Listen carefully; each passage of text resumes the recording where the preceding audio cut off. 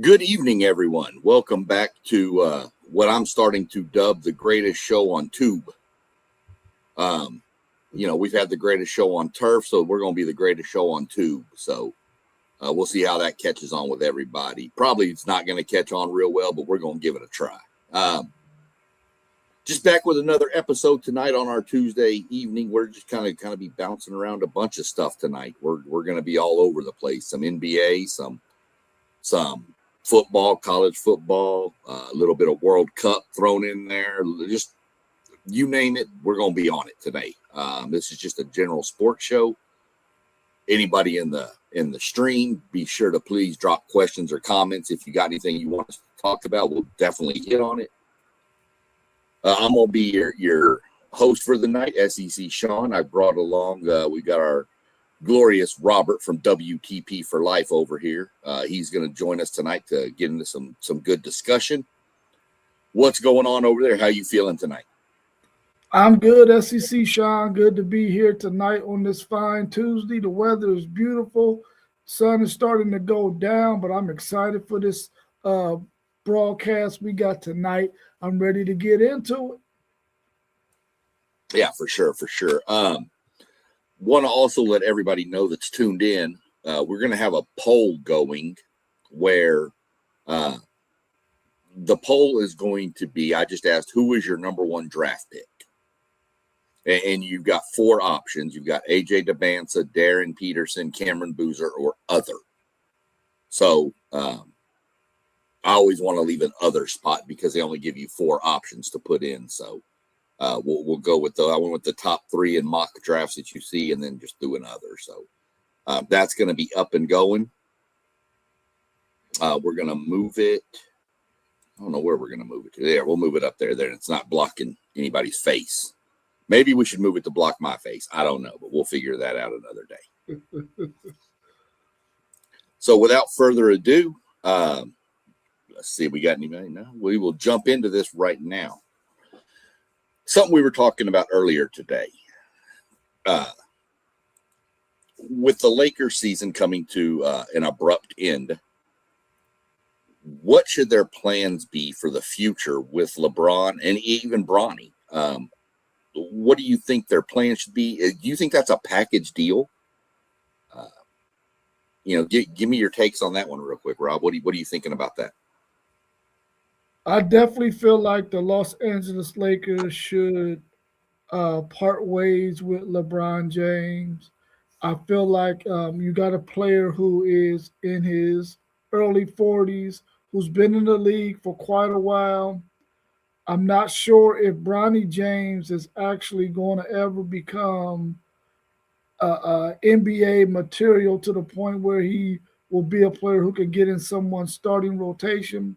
So if I'm them, I understand that the market value for having a guy like LeBron James is pretty high because he's a marketable person and a marketable NBA player. But I think it's time for them to part ways with him. Let him go ahead and find him a new home and to do his farewell tour. And I would like to see him go to the Cleveland Cavaliers, go back home, and go ahead and do your farewell tour there. That was the team who we really feel like LeBron James became LeBron James, the king. So I would like to see them part ways with him. I would not sign him to another deal, and I would probably send him and Bronny on their way to some other destination. Yeah, I tend to agree with that. I mean, I think a lot of this hinges too if LeBron even wants to play another year. We'll have to wait on that decision. And if we've learned anything about LeBron, we know that he'll probably have an ESPN show to announce his decision. Just because that seems to be his thing. So I would get it if he comes back. I think if he comes back and he says this is the final year going to Cleveland, probably makes sense. The problem is who's going to want to pay what he might be asking for knowing it's 1 year. So I think it's kind of going to be an interesting thing as it plays out. I agree with you on Bronny. I think Bronny is a serviceable NBA player, but he's not. I don't see him ever cracking the starting five. I could see him as maybe a very minor role player on a team, but I think the Lakers would be best to kind of part ways with both and move in a different direction. Build around Luka and Reeves out there, I think, is probably going to be their best option. Yeah. So, sticking with the NBA theme, jumping over, let's go to the other side of the rivalry. Should the Celtics look to get rid of either Tatum or Brown? If so, which one? I definitely believe that the Boston Celtics is going to have to part ways with one of those two guys. They're really almost interchangeable at Boston. They basically do the same things. It's just Tatum is a better defender than probably Jaylen Brown is. He can do a little bit more than what Brown can do. But if I had to keep one or the other, I would probably keep Brown because I don't know where Tatum's health is going to be going forward. The uncertainty of Tatum's health is the reason why I would go with Brown over Tatum. And I feel like Brown this year, when he had to be the guy who led the Celtics, did one heck of a job while Tatum was not there. So if I had to part ways with one of them, it would be Tatum, like I said earlier, because of the uncertainty of his health going forward.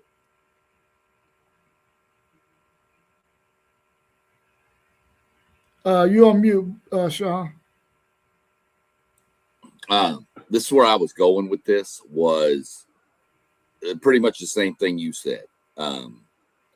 If you get rid of one, I think I'd get rid of Tatum due to the simple fact of what happened while he was out all year. Brown kept that team right in the mix. I mean, weren't they like, before Tatum came back, he still had them sitting at the 2 seed in the East? 2 seed, yep.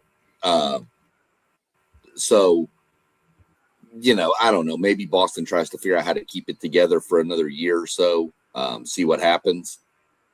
But I think you're getting to the point that they're going to have to split them. And I agree. I'm keeping Brown over Tatum. Like we said, he kept him in the mix without Tatum. I mean, you don't know. So I'm going to have to say I agree with that 100%. Doug's getting way ahead of the questions. Look, Doug, if you're going to join, you're going to have to follow the routine, man. Quit getting ahead. Get out of here. And that wasn't an option, by the way.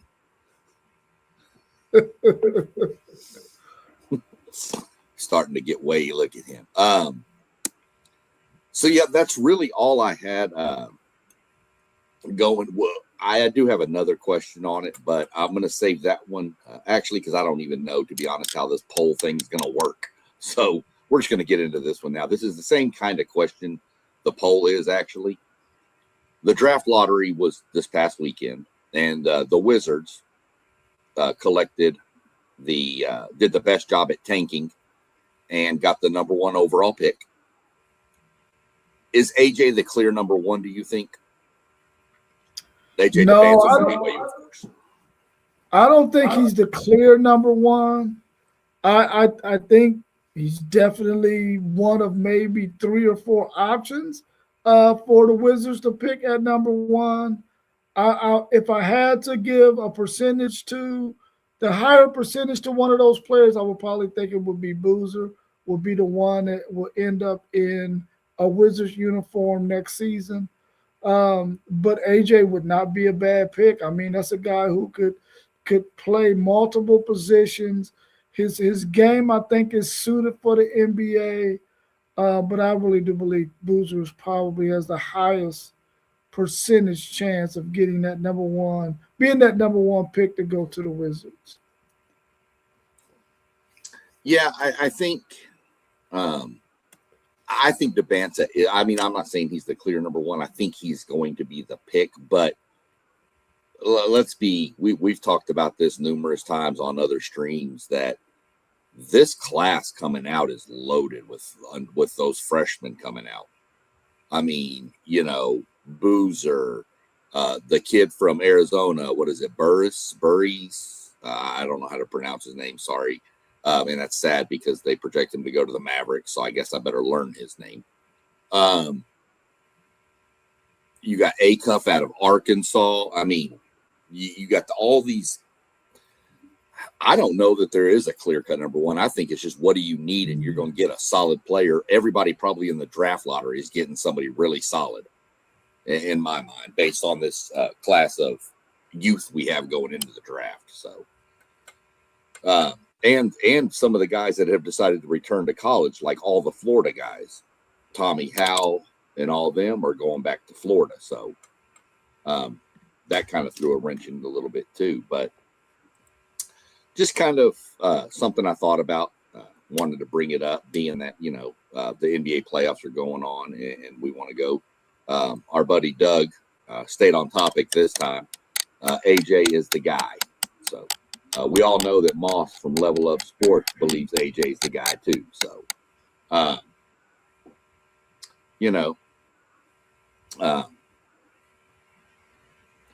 didn't even see Zay's comment. What do you say? Let me put that in. I think you put it up already. Wiz going Peterson because they are a poorly ran franchise. Yeah, maybe. That wouldn't surprise me. So this one is some news that broke yesterday. This next question, we're going to shift over to the world of college football real quick. And you actually brought this up to me in a text earlier. And I thought it was a really legitimate point. And I've got an example of this.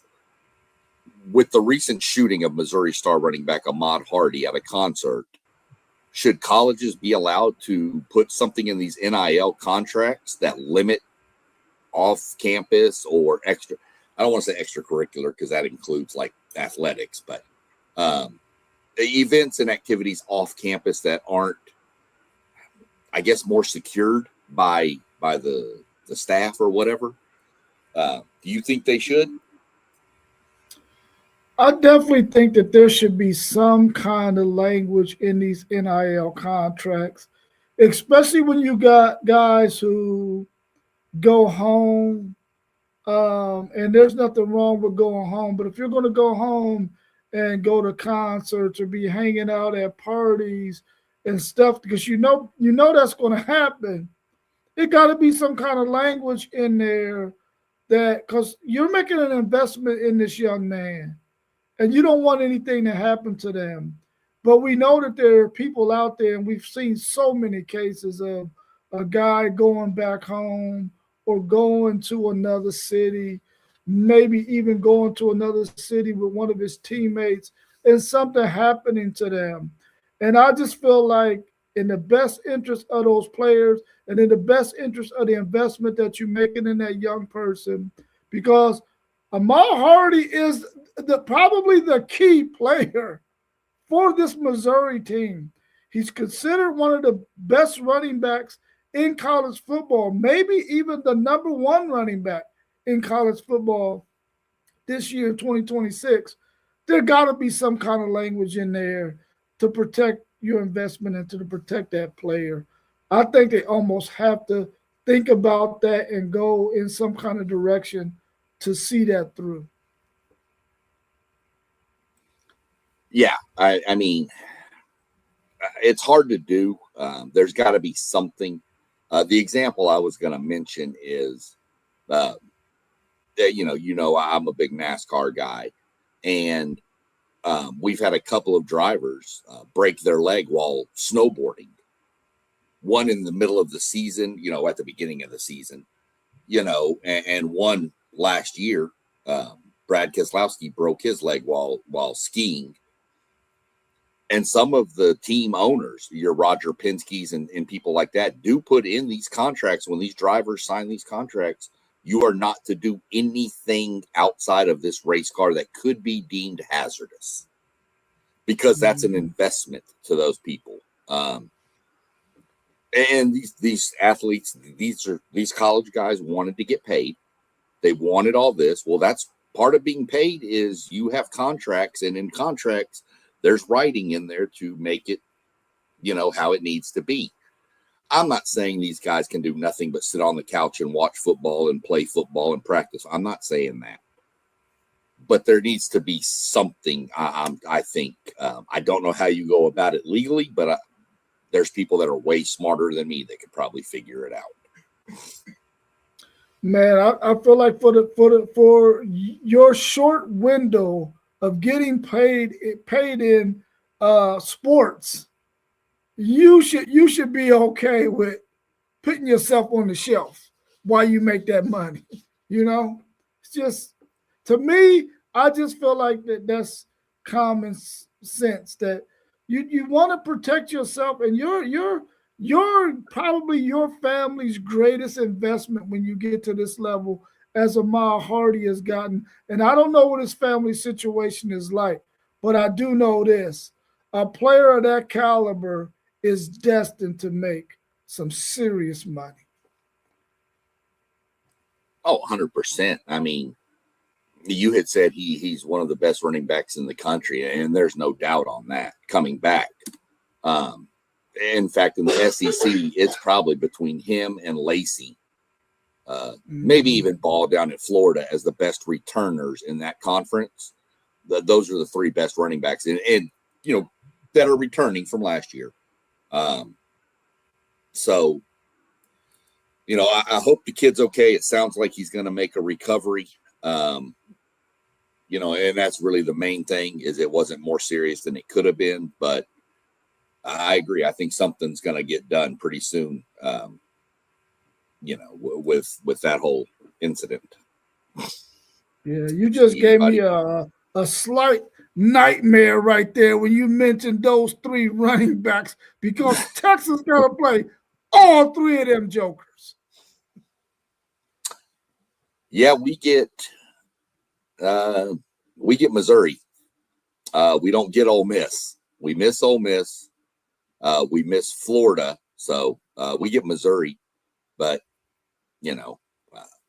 I'd rather play one of them than all three of them. So, especially if you get them all three back to back to back, that would be, man, your D line's going to be pounded on. So, yeah, we'll see where it goes from there.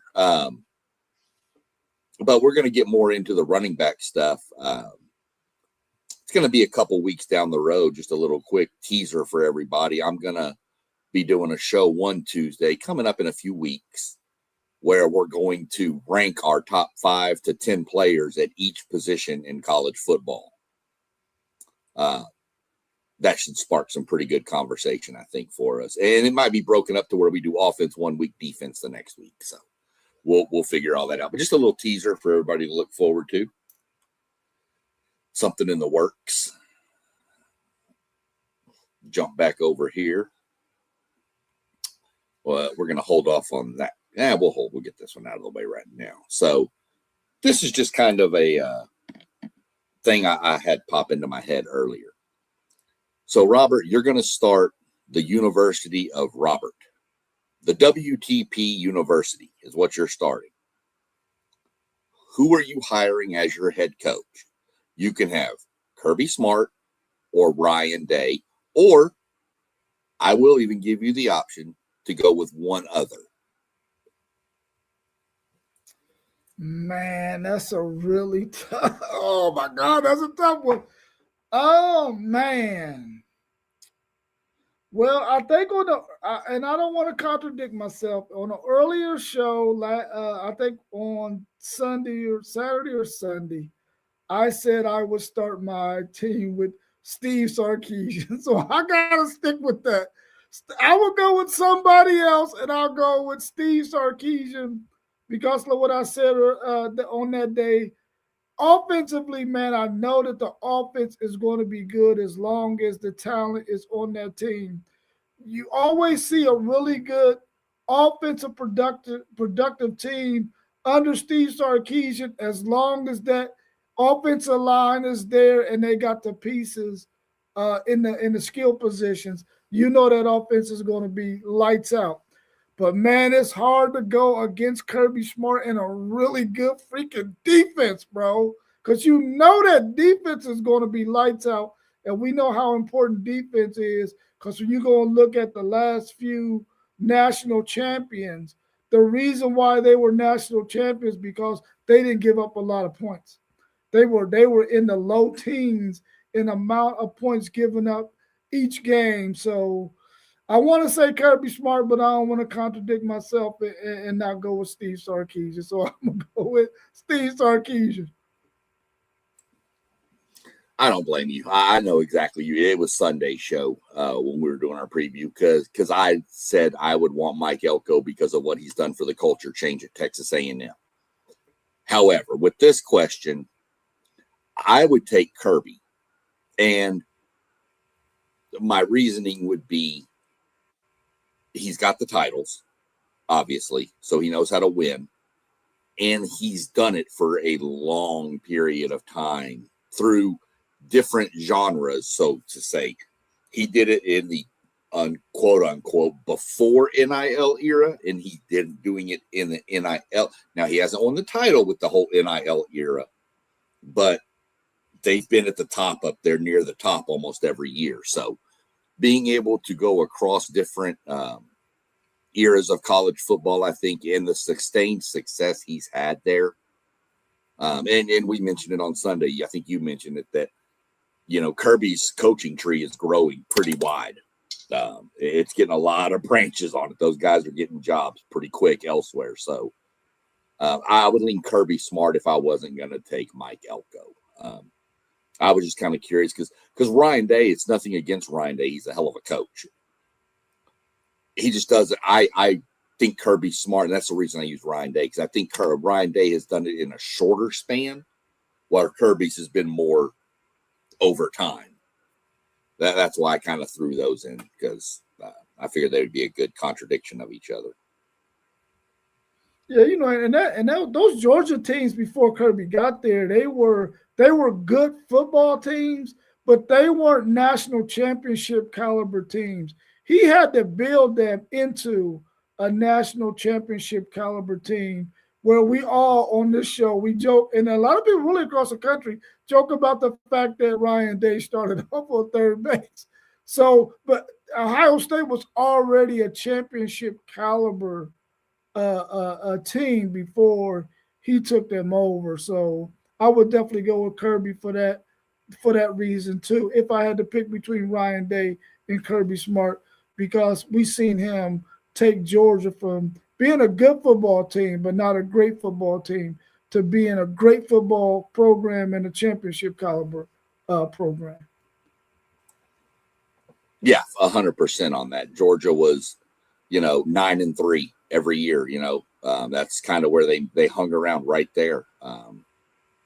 And he got there, and then he just quickly started flipping it, and it turned. So, 100% on that.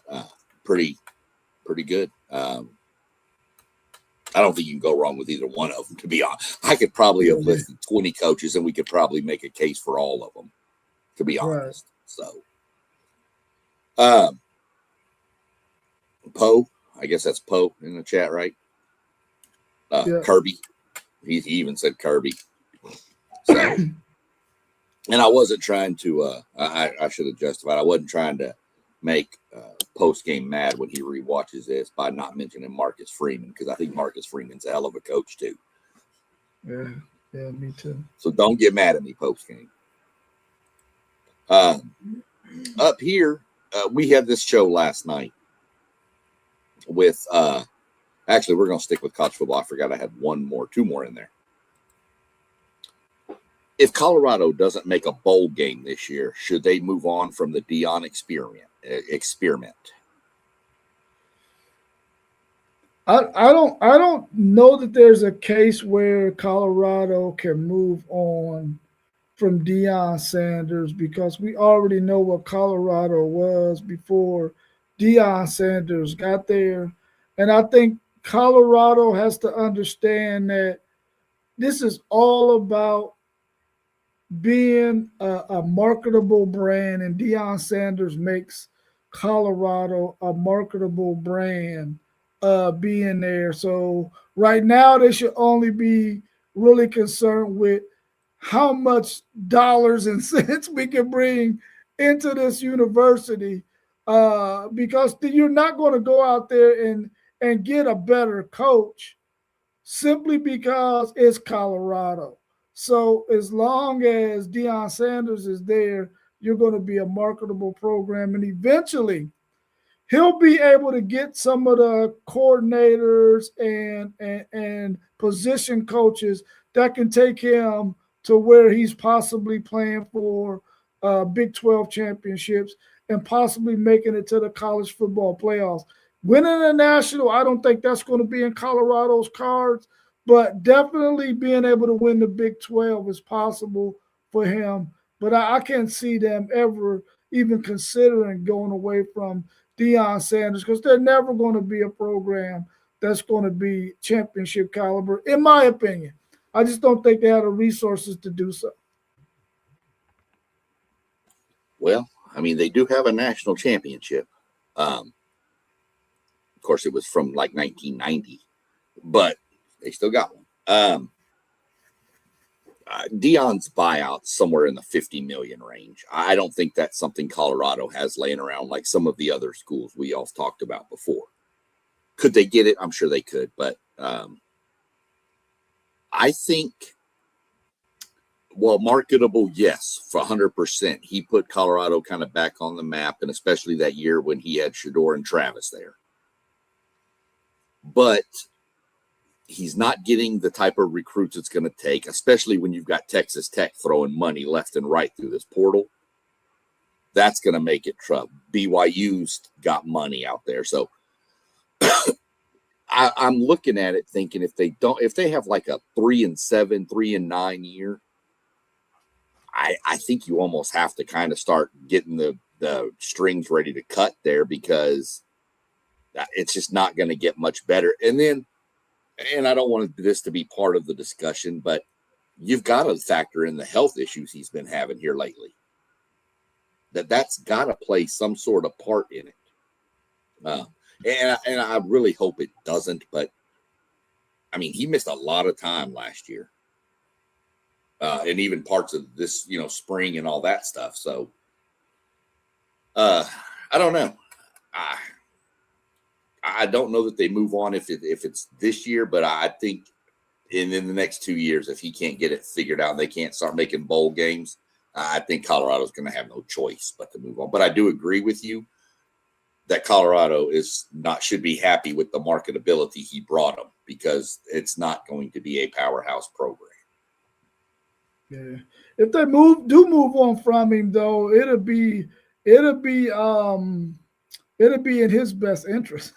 And then he could probably say, you know what? Let me go ahead and take this time to get myself regrouped, get my health under control, and then let me find another landing spot. Because I'm going to tell you right now, the guy is so freaking marketable, bro, that he could go somewhere and money is going to flow like crazy. Because I know when I went to Colorado Springs and I was talking to some of the people there who are Colorado fans, they said you couldn't even fathom how much money just the state of how Colorado has been, the state has grown financially because of what Deion Sanders has done in Colorado. So, I think he's going to always be a marketable guy. That's why he's prime time. I mean, 100%. There is definitely no doubt on that. It was just something I heard today on the radio. They were talking about it on college sports radio. I listen to a lot of Sirius XM in the car. So they were talking about it, and they were just bringing all that up, and kind of wondered what everybody's thoughts would be on that. Doug Jones chimed in on it, and he decided to say Colorado is all in with Sanders, but he should go if he can't get to a bowl. A good coach can win there, and that could be a good stepping stone job. I agree you can get to a bowl game there. I agree with Rob that it's not a national championship type program. I will also say this was brought up on when I was listening to the radio earlier. They said that they were talking to a reporter from one of the newspapers out there, and he informed them that season ticket renewals are like at 5% or something. It's terrible. Nobody's renewing their season tickets in Colorado. That might be writing on the wall then. Yeah, if you can't get fans to come out for college football, it's not going to be long for you to be a coach at a school. Mm-hmm. So, that they like that money that sport brings in a lot. Just something I thought. I think Poe might have he put can't. I think he means they can't move on from him due to the marketing ability of him. They need that money coming in from him. So. I can agree with that too. I just thought it was an interesting little thing I heard today. I know Post Game's in the chat listening, so I'm hoping he pops in on this one.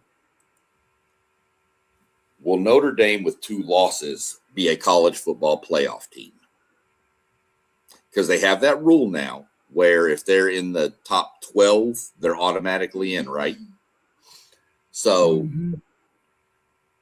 if a 2-loss Notre Dame, does it really matter who those 2 losses are to? Or do you think that, a 2-loss Notre Dame team would be left out? What do you think on that? Well, I'm of the belief that if Notre Dame goes 10-2 with the schedule that they have this year, because there's only possibly 3 games I think on their schedule that are really games that they could possibly get challenged in and could possibly lose, and I don't see them losing to. I ain't saying they're gonna lose to these teams, but you got Miami, you got BYU, you got SMU. I think if they drop any combination of those games, they lose 2 of those. I don't think they have a strong enough schedule to be in the top 12. Now, I know it's Notre Dame, and I know that, they're one of those teams that they're going to want to get in. But if you look at, and if the strength of schedule means something, and they say it does, I don't think this year's schedule will allow them to get in at 10-2 if they lose to a Miami, a BYU, or BYU and SMU, or they lose to Miami and SMU. I just don't know that they can get in with a 10-2 record with that schedule. So I'm gonna say no, they don't get in at 10-2 with that schedule.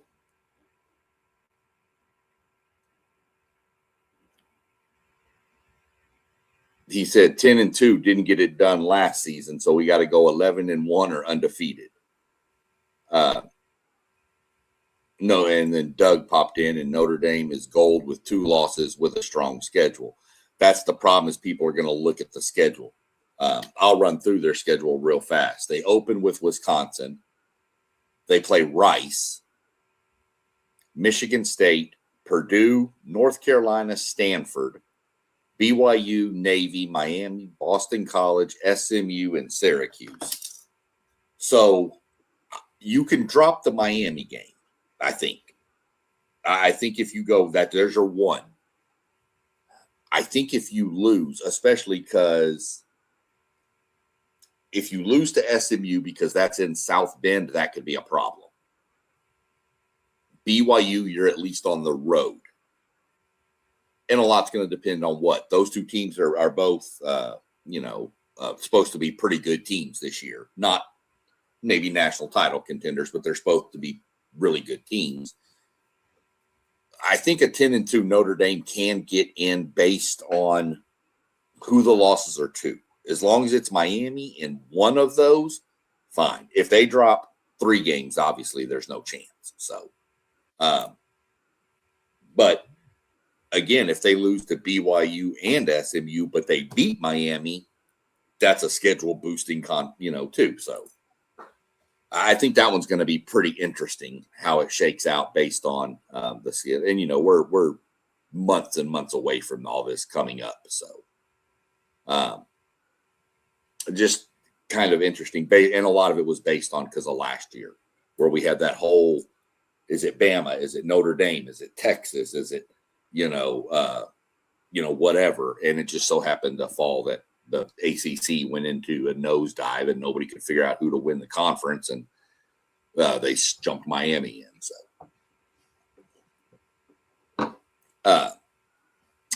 and next up, we're going to roll into, this is the show Doug and I did last night. We did a bracket breakdown of the women's college softball tournament, which kicks off Friday.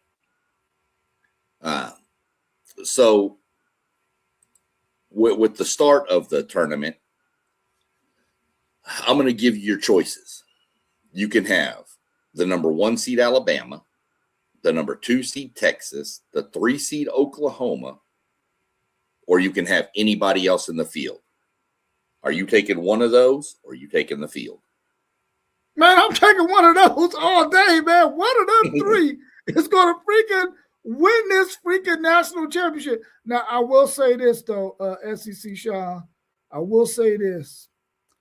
If Texas A&M makes it to the freaking super regional, whatever it's called, then it might start to look a little bit different.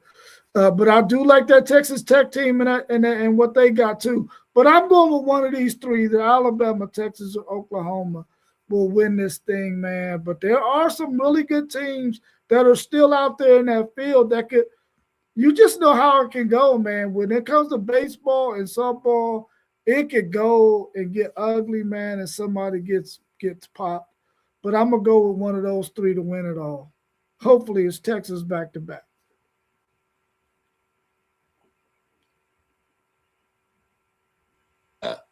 He said maybe Oklahoma, maybe Texas Tech. So if anybody that caught the show last night, I went Oklahoma. When their coach comes on the radio, on national radio, and says she really hopes they start peaking soon, that scares me. For anybody that knows anything about Oklahoma softball, if that team hasn't hit its peak yet, you better hope they don't.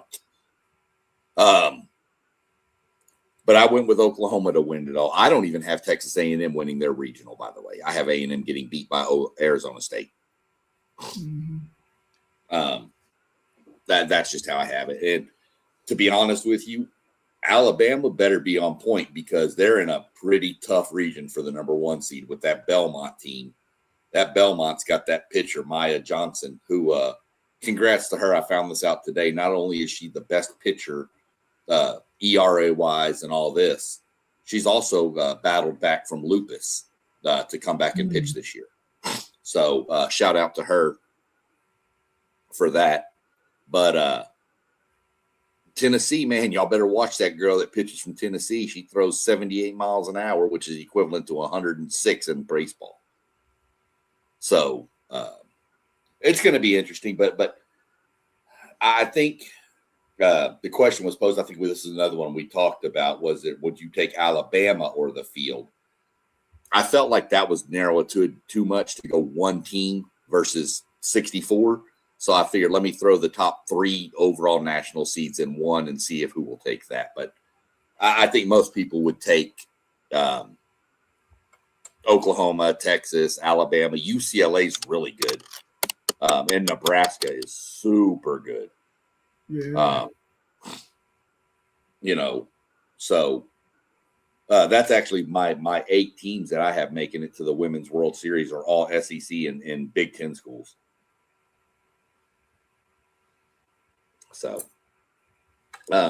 fun little exercise to do. We'll do stuff like this again coming up. We got the baseball tournament. We'll be kicking off in a couple of weeks. And we'll do it again for that for sure. I don't know about this one. It's just, I saw we were 30 days away pretty much. Any interest in the World Cup coming to North America? You know, Mexico, Canada, and the United States all host countries for it. Any interest in it? You get any, excited for the World Cup? I know soccer is a huge sport internationally, globally, I should say. But I mean, it's decent in America. Here in Columbus, you got the Crew, you've got some MLS teams. Messi plays down in Miami. But is it something you keep, do you only worry about soccer, if worried at all, during the World Cup years? Yeah, I only really pay close attention to it during the World Cup years. But I will say this, I'm a huge Ted Lasso fan. I watched that probably 5 or 6 times, and can't wait till season 4 comes on this summer in June. And so that has sort of piqued my interest a little bit more. We played a lot of soccer when I was younger. We had some really, really good soccer teams when I was younger. And so I liked it then, and just watching Ted Lasso and watching the game, I'm quite sure I'll be really locked in on the World Cup, especially since it's here in the United States. So I know the coverage will be there for it. So I'm interested in it, and I'm excited that it's here in North America, and can't wait to see how it turns out. Yeah, I like soccer. I've always been a soccer guy. Don't necessarily follow a lot like I used to. I used to be a lot more into it. Watched a lot of English Premier League games, and when I worked oil fields down in Texas for a while, a lot of the guys down there like to watch soccer out of Mexico, watching a lot of that. So it was, it's always been a fun sport. The thing I think that hurts soccer is people in the United States, especially, don't have the patience to sit through 90 minutes or whatever it turns into be with stoppage time for one goal to be scored the entire game. They're just like, okay, they're just passing the ball around. Nobody's doing anything. That's what I think the biggest problem is. I wish there was a way they could make scoring more, opportunistic, I guess. I don't know what that would be. Again, there's people way smarter than me that could probably figure it out. But, there's some, it's a pretty interesting sport to watch. I'm going to be tuned in to it. I really watch a lot of World Cup when it's even no matter where it is, but especially with it being in the United States, access will be a lot better. I know Doug popped in and said he's excited. Houston is going to be hosting some games. I think Cincinnati's got a couple. I don't think Columbus got any this year, but I think Cincinnati might have 1 or 2. I'll have to look. I'll ask my buddy Adam tomorrow. He's a huge soccer guy.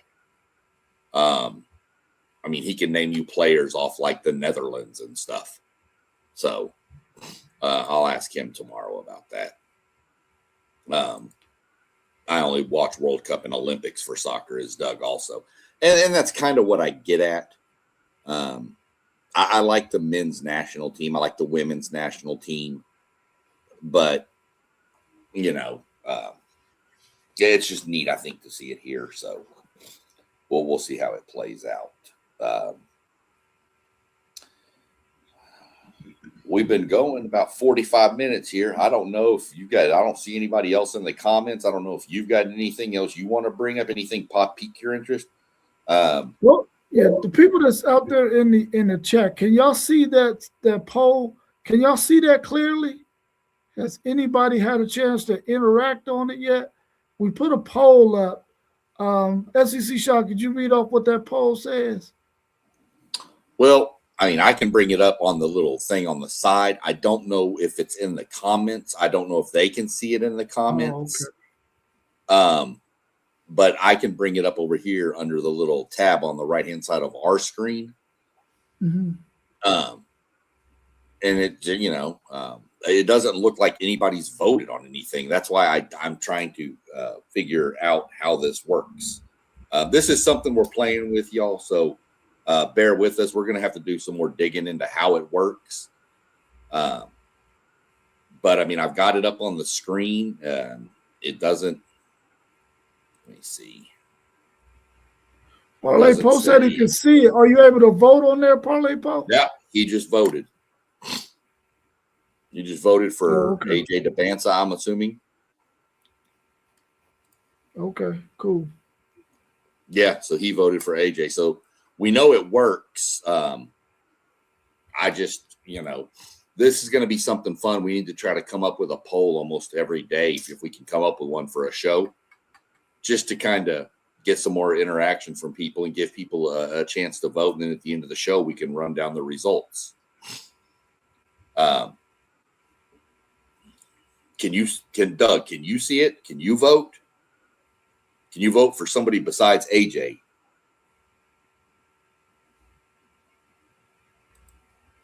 Trying to see if Doug can vote so we can see if it works here. And Doug may have jumped off too. I don't know. But anybody else that wants to vote, please jump on and vote. Just, so we can see what's going on with this thing. Yeah. I got a couple of things I would like to get your thoughts on though once you finished. I want to say just real quick, I want to make sure we take a minute here to give some thoughts and prayers out for the family, friends, teammates, anybody that knew Brandon Clark, who passed away. Apparently he passed away last night at 5 p.m.-ish, around there sometime. I got the news on it this afternoon is when I saw it. So anybody that knew Brandon Clark, basketball player for the Memphis Grizzlies, played at Gonzaga, keep his family, friends, all of them in your thoughts and prayers. Don't have any details on it. Wouldn't share them if I did. It's not my place. Just, wanted to mention that, it's sad when somebody 29 years old passes away, no matter what the circumstance is were. So just wanted to give a quick shout out to everybody. Keep that in your thoughts and prayers. Yeah. I think something very interesting that Steve Sarkisian said in an interview that he did, I think it might have been yesterday or a few days ago.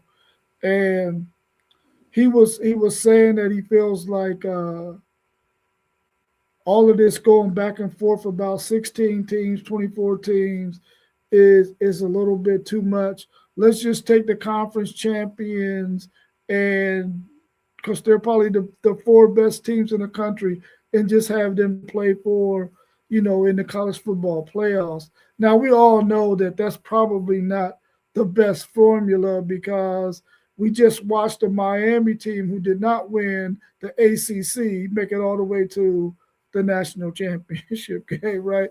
So we know that that's probably not the best formula, but we I think, can get a picture of where he's getting at, because he doesn't want it to get too out of control to where you got all of these teams playing in this college football playoffs when the majority of them don't really have a chance of winning the national title, because they're not quite as good as maybe the top 4, 5, 6, 8 teams that are going to make it to the college football playoffs. So I want to get your thoughts on him talking about that, just taking the conference champions and being and playing for the national title. And then also he I guess he was expressing his sentiment towards the NCAA and how they have dropped the ball on some things. And he feels like the SEC should go ahead and move away from the NCAA and either start a whole new conference or start a whole new, almost like a whole new league, and just move away from NCAA and come up with their own rules and policies and things, and do it that way. Which sounded to me like maybe he has some inside thought on the fact that maybe we will be getting two super teams at some point once these TV deals are done. So I think they might be having some discussion about that in some of these back rooms. Because once this TV deal was done in like 2031, maybe they're thinking about doing something like that. So, what's your thoughts on those two things that I just mentioned?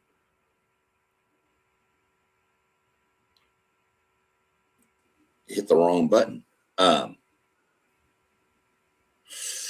Really not the comment I thought you were going with when you started off with Steve Sarkisian. I thought you were going to go to the other one. I'm going to bring that one up, though. Okay. We'll get to that one in a minute, though.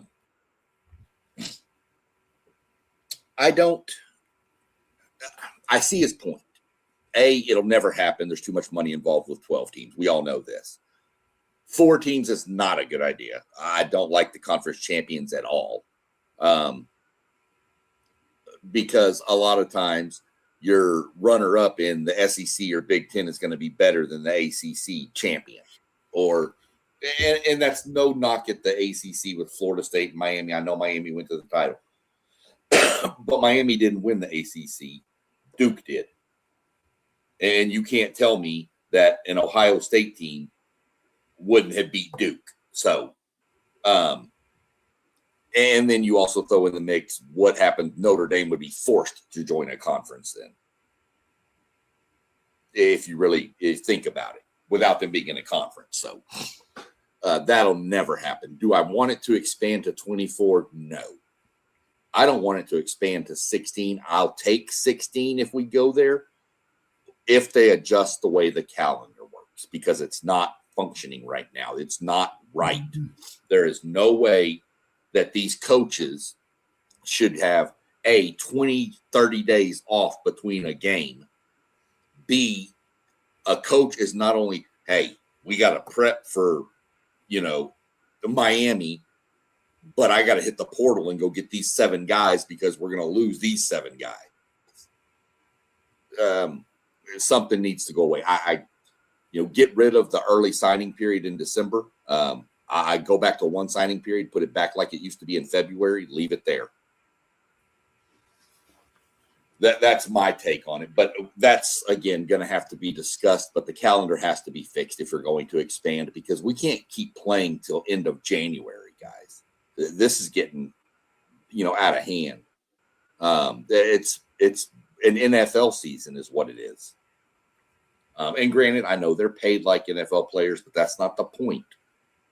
So I don't want it to get too big, but I could be okay with 16. But I still like the 12 model we have now. I like the 12, get rid of the group of 5. Get that automatic bid out of there. In my mind, that. So, and I'm sure we're going to discuss this a lot more coming up in football season as we go forward. So that's on that. What else? What was the second part of that question? The SEC parting ways with the NCAA and possibility of some super teams. Super conferences. Super leagues. It makes sense for Sark to say this because everybody believes he's the first SEC coach out of the league going to the NFL. So it doesn't really affect him in his mind. So he can say it. You're not going to get that out of an Elko or Kirby. They're probably telling it to Greg Sankey, who has no problem saying it out loud, because sometimes Greg Sankey just needs to shut up. But I don't know. I don't know if we're heading to 2 super conferences. I think we're trending towards 1 super conference. I think we're trending towards your top 6 to 8 to 6 teams out of the SEC, maybe 6 out of the Big Ten, maybe your top 3 or 4 out of the ACC and 3 or 4 out of the Big 12 form up. And maybe they split that into 2 divisions, a North and a South, East and West, whatever we want to do. And the winner of take the top 4 teams and they play the number 1 seed plays the 2 seed, the 2 seed plays the 1 seed, and the winners play each other for the national title. Something like that I could see. But we're trending towards it.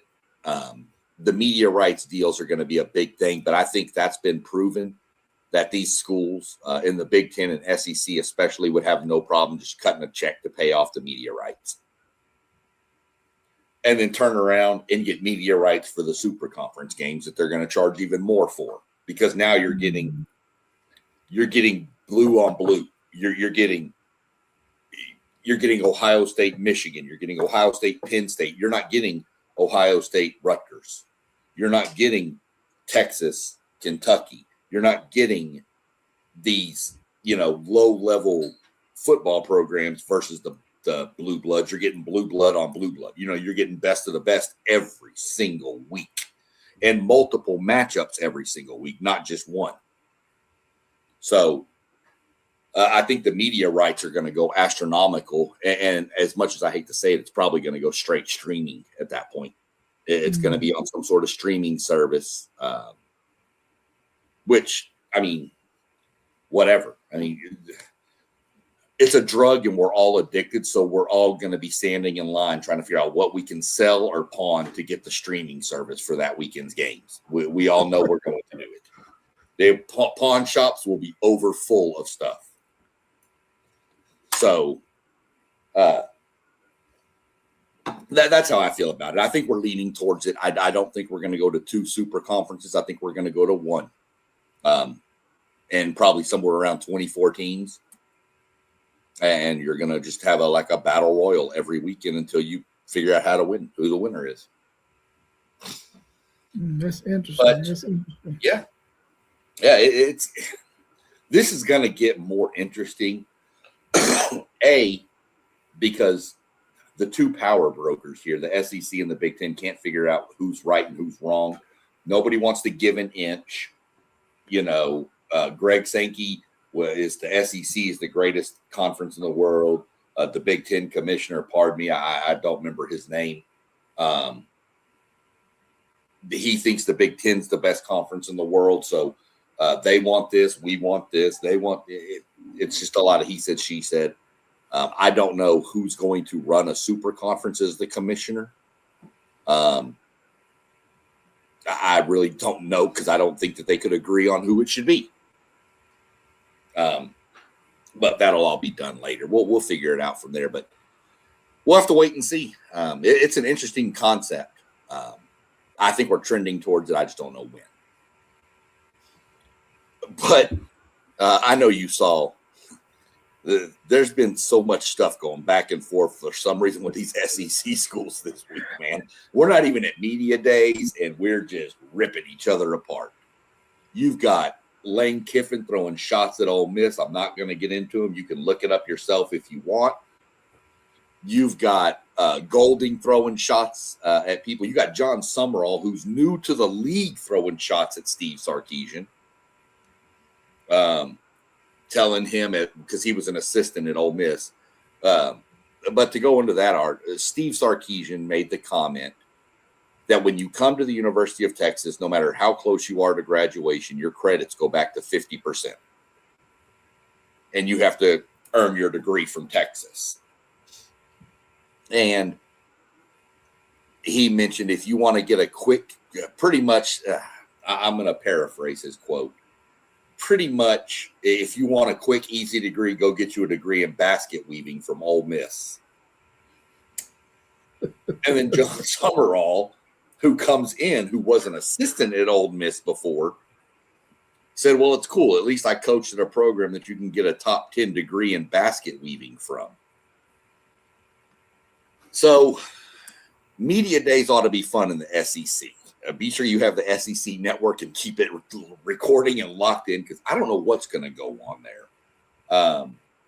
It's normally a really interesting thing. Like when they introduced Mike Elko 2 years ago and they introduced Steve Sarkisian and played the A&M War Hymn. That didn't go well, but so, I mean, the back and forth, it's all fun. There's really no debate on it. What do you take from it? Just guys just having fun, making comments, saying stuff? I mean, do you think there's anything deeper here? I don't think it's anything deeper, man. I just think these guys are just bringing some attention to college football and the SEC outside of the college football season. So I think they're just good because when you really think about Lane Kiffin and the stuff that he does, you know that Lane Kiffin is going to do that kind of stuff. But does he really mean anything by it? No, it's Lane Kiffin being Lane Kiffin. Like Steve Spurrier used to just be Steve Spurrier, man. He's just going to do something. So I don't think so. And then when I think about Steve Sarkisian, who was the coach of my Texas Longhorns, I know he's not really, trying to really poke the bear or anything like that. I think he's just being facetious. But I think he said that because of the fact that whenever they was recruiting Arch Manning, supposedly Pete Golding said something about Steve Sarkisian's past history with alcohol to Arch Manning during that recruitment. So maybe he was looking for a window to get his own shot back in. So that's probably why he did that. And then, of course, Florida's coach, right, was the one who chimed in, right?